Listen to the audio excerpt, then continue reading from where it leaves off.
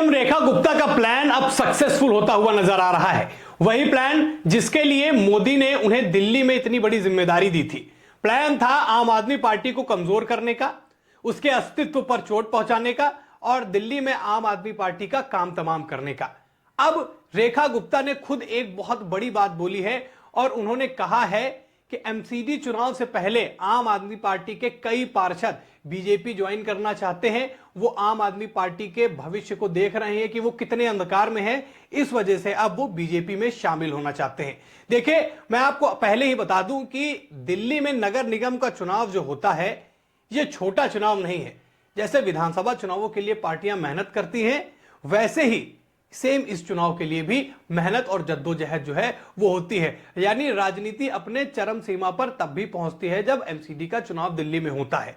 इन सारी चीजों को जानने के लिए बीजेपी का अस्तित्व क्या है, आम आदमी पार्टी से कौन से नेता कट रहे हैं, उसके लिए आपको ये रिपोर्ट देखनी होगी। नमस्ते, मैं हूं वैभव दीक्षित। सबसे पहले मैं आपको बताता हूं कि दिल्ली के अंदर एमसीडी के चुनावों में, नगर निगम के चुनावों में बीजेपी की मजबूती क्या रही है, आम आदमी पार्टी ने कैसे क्या अपना मामला सेट किया है, वो पहले आप जान लीजिए। अगर इतिहास की बात करें, देखिए 1958 से अगर मैं बात करूं तो उसके बाद से लगभग 7 बार, अगर मैं गलत नहीं हूं, तो एमसीडी के चुनाव में बीजेपी ने ज्यादा जो है अपने कैंडिडेट्स को उतारा और उनको जीत मिली है। आम आदमी पार्टी बाद में अस्तित्व में आई। आपको जैसा पता है कि कांग्रेस का जहां से पतन शुरू हुआ वहां से आम आदमी पार्टी आती है, मगर इसमें बीजेपी को प्रॉफिट मिला। और देखिए, दिल्ली में जो चुनाव होते हैं वो कहीं ना कहीं बटे हुए इससे पहले नजर आ रहे थे। लोकसभा में दिल्ली की जनता बीजेपी को पसंद कर लेती है, लेकिन विधानसभा चुनावों में उनको लगभग 2.5 दशक से भी ज्यादा जो है बाहर रखती है।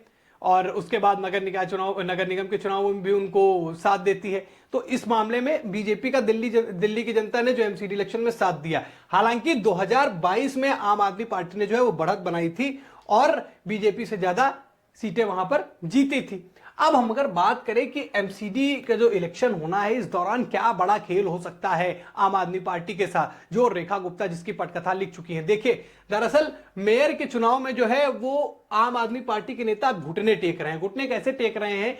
क्योंकि इस चुनाव में आम आदमी पार्टी के नेताओं को यह उम्मीद नहीं थी कि वो इतनी बुरी हार जाएंगे, यानी एक तरफा हार जाएंगे। बीजेपी जो काफी लंबे समय से सत्ता से बाहर थी, वो अच्छा परफॉर्मेंस करके अपनी इतनी अच्छी मजबूती कर लेगी कि आने वाला भविष्य भी उनको उज्जवल दिखने लगेगा। तो उनके उज्जवल होते भविष्य में आम आदमी पार्टी का जो नेताओं का जो भविष्य है वो कहीं ना कहीं उनको धुंधला नजर आया। कई नेताओं के बयान भी आपने सुने होंगे कि मैं चुनाव हार गया, बेरोजगार हो गया, मेरे घर का क्या होगा, मेरे बच्चों का क्या होगा, ऐसे तमाम बयान आपने सुने होंगे। इसीलिए अब जो पार्षद हैं आम आदमी पार्टी के, वो अब बीजेपी का दामन थामने का प्रयास कर रहे हैं, बीजेपी ज्वाइन करने का प्रयास कर रहे हैं। और अगर ऐसा होता है तो जो प्लान बीजेपी और रेखा गुप्ता ने बनाया था वो सक्सेसफुल होता हुआ नजर आएगा। देखिए, पार्षदों के लिए एक बहुत बड़ी बात कही है। हालांकि कोई ये आधिकारिक मीटिंग नहीं थी, एक इनक्लेव में पहुंचते हैं, वहां पर चर्चा के दौरान उन्होंने ये बात बोली है। साथ ही साथ जो रेखा गुप्ता और बीजेपी का प्लान था कि दिल्ली के अंदर जो है आम आदमी पार्टी का तो खात्मा करना है, उसको वहां से उसका अस्तित्व जो है वो डाउन कर देना है, जिससे केजरीवाल जो है केजरीवाल का एक तरीके से मोराल डाउन हो जाए। वो लाजमी भी है, क्योंकि जहां से सरकार बनाई वहीं दिल्ली से वहां हार मिल गई। उसके बाद पंजाब में सरकार उनकी है, हालांकि दिल्ली से ही आम आदमी पार्टी और केजरीवाल का नाम बना था। उस पर चोट करने का प्लान जो है बीजेपी का, वो सक्सेसफुल होता हुआ नजर आ रहा है। उसके पीछे के कारण भी है दोस्तों। कारण ये है कि आप देखेंगे, जब से बीजेपी सत्ता में आई है तब से रेखा गुप्ता खुद बेहद एक्टिव है। पुरानी फाइलों को खोलना, नेताओं के घोटालों को एक एक करके उजागर करना, दिल्ली में जो धोखा जनता को दिया गया है उसको सामने निकाल कर दिखाना। तो इससे कहीं ना कहीं प्रभाव आम आदमी पार्टी के नेताओं पर पड़ा है। और उसी का प्रभाव आप देखिए दिल्ली में, ये आप दैनिक भास्कर की खबर देखिए कि दिल्ली में आम आदमी पार्टी के 3 पार्षद जो है वो भाजपा में शामिल हुए।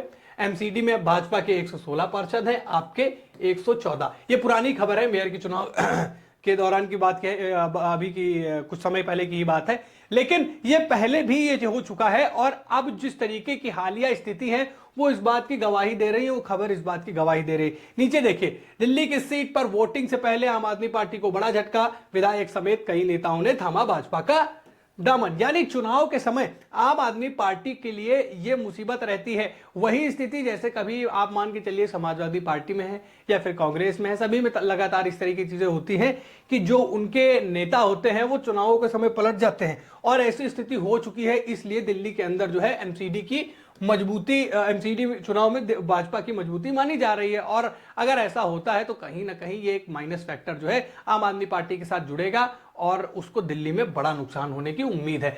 अब सबसे बड़ी दिक्कत क्या है कि नेता भाग क्यों रहे, क्यों नेता इधर उधर भाग रहे हैं, क्यों?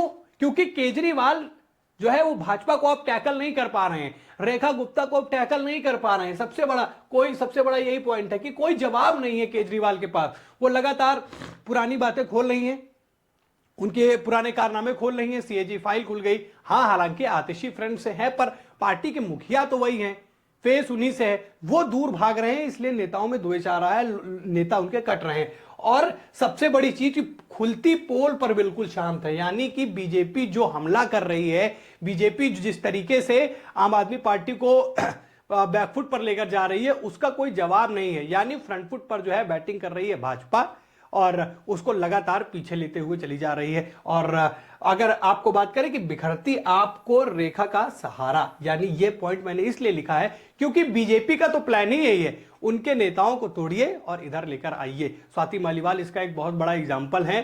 स्वाति मालीवाल ने जब से भाजपा छोड़ा है, धागे खोल रही है आम आदमी पार्टी की। बीजेपी ऐसे ही नेताओं का इंतजार कर रही है, क्योंकि यही नेता जो है उसको कमजोर करने का काम करेंगे आम आदमी पार्टी को। अब केजरीवाल के लिए एमसीडी चुनाव हो सकता है करो या मरो का चुनाव हो जाए। एमसीडी चुनाव हो सकता है कि आम आदमी पार्टी के लिए आखिरी मौका हो और केजरीवाल के लिए भी मौका हो। हालांकि दिल्ली की जनता को समझना बेहद मुश्किल है। मुश्किल मैंने इसलिए कहा क्योंकि पहले भी आपको मैंने अभी खबर में बताया था कि लोकसभा चुनाव में भाजपा को सभी सीटों पर जिता देंगे, लेकिन विधानसभा चुनाव में हरा देंगे। यह ऐसी स्थिति दिल्ली की जनता की है।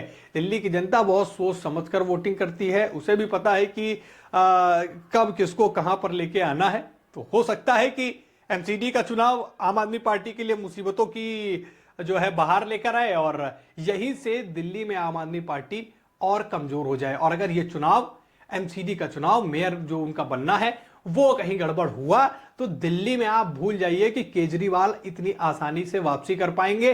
और इसका प्रभाव ना सिर्फ दिल्ली में पड़ेगा बल्कि पंजाब में भी पड़ने वाला है। और केजरीवाल की स्थिति की अगर मैं बात करूं तो जिस तरीके से मैंने बोला कि वो जवाब नहीं दे रहे हैं, वो किसी तरीके की कोई बयानबाजी नहीं कर रहे हैं, बिल्कुल शांत बैठे हुए हैं। और इस बात की भी अटकलें तेज हैं कि आम आदमी पार्टी अब केजरीवाल जो है वहां से राज्यसभा जाएंगे, यानी कि दिल्ली की राजनीति में वो एक्टिव रहना चाहते हैं, लेकिन उनको उनके बयान जो सामने निकल कर नहीं आ रहे हैं वो कहीं ना कहीं उनके लिए दिक्कत का विषय है। और इसका प्रभाव, अगर सबसे बड़ा प्रभाव अगर देखने को मिलेगा दिल्ली से बाहर, तो जब पंजाब में चुनाव होगा वही दूध का दूध और पानी का पानी हो जाएगा। और बीजेपी अगर अपने प्लान में सक्सेसफुल हुई तो पंजाब के रिजल्ट्स इस बात की चीख चीख कर गवाही देंगे। आपको क्या लगता है कि एमसीडी चुनाव में दिल्ली की जनता भाजपा के साथ जाएगी या फिर केजरीवाल को एक मौका देगी कि दिल्ली की राजनीति में वो उनका अस्तित्व बचा रहे? आप अपनी राय कमेंट में बताएं। खबर में इतना ही। वीडियो को लाइक और शेयर करें। चैनल पर नए हैं तो चैनल को जरूर सब्सक्राइब करें। फिर मुलाकात करेंगे नई खबर।